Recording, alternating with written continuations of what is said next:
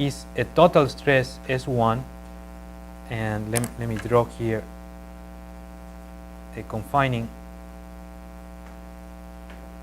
membrane, and on the sides we're going to have a total stress S3. But when you work with these equations, you need to convert those to effective stresses. So you're going to have to subtract the pore pressure and from S1 and from S3.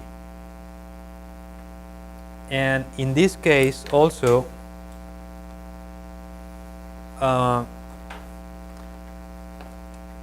you're going to have the value of confining pressure, which is going to be the value of S3, pore pressure, which is going to be just pore pressure, and the peak deviatoric stress, which is going to be the difference between S1 minus S3.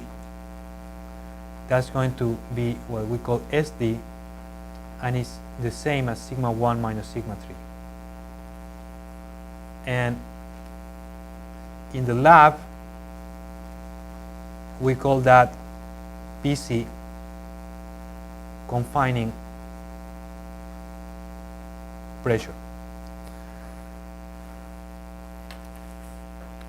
We do not have a lot of time today to talk about that, but that's something that I'm going to ask you. I'm going to explain in detail before, because that's something very important. But I'm going to ask you to read what I have written already about that right over here. So if you go to triaxial test of fluid saturated rocks and sediments, I have written quite a bit explaining about this device.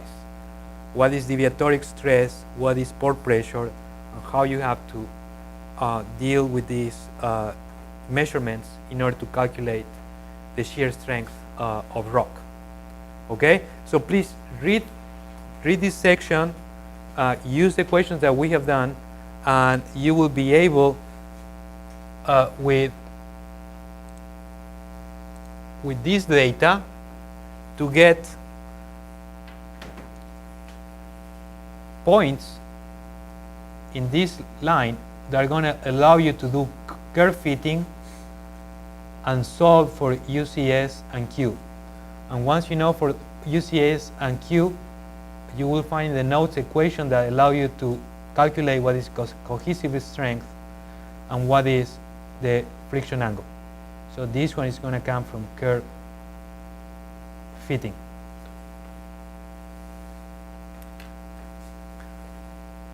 Let's talk about problem number 2.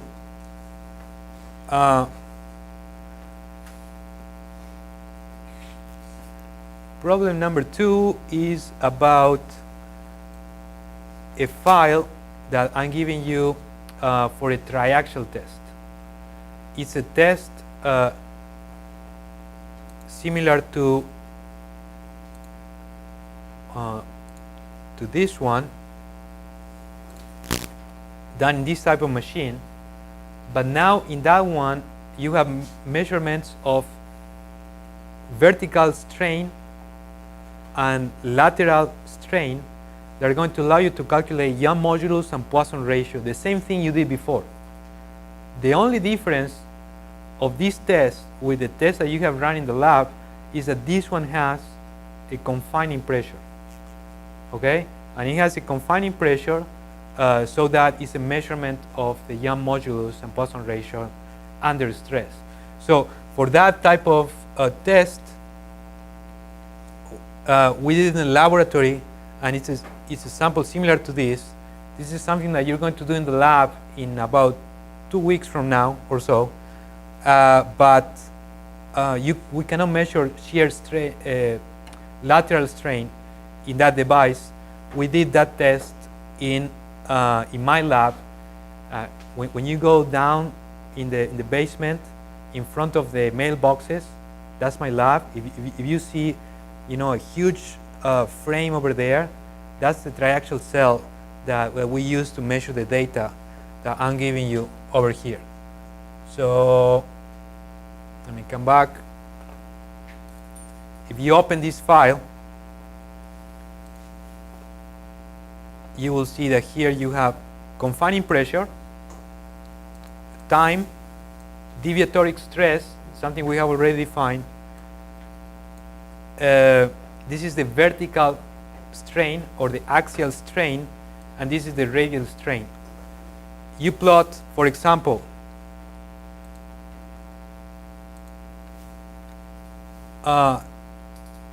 vertical strain as a function of the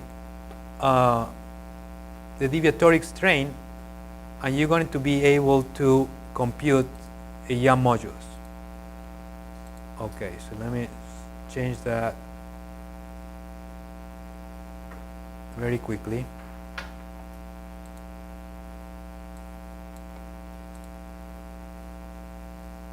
What? Okay.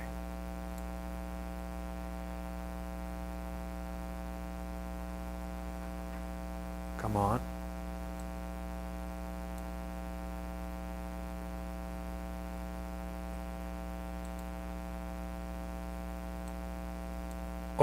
Okay. So this is deviatoric stress in PSI. This is strain. The slope of this is the Young modulus. And if you zoom in here, you see that you have those unloading cycles. So